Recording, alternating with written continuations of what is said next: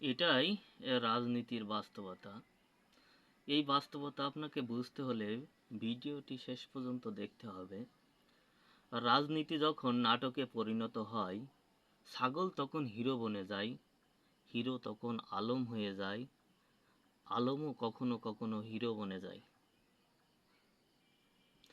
মাঝখানে ছাগলটি হয় বলির পাঠা।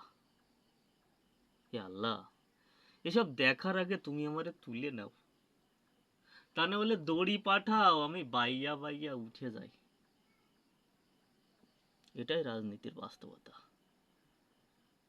ভিডিওটি ভালো লাগলে লাইক করুন, কমেন্টস করুন, সাবস্ক্রাইব করে পাশে থাকুন, এই কামনাই করি। আসসালামু আলাইকুম। সবাই ভালো থাকবেন, সুস্থ থাকবেন, সুন্দর থাকবেন।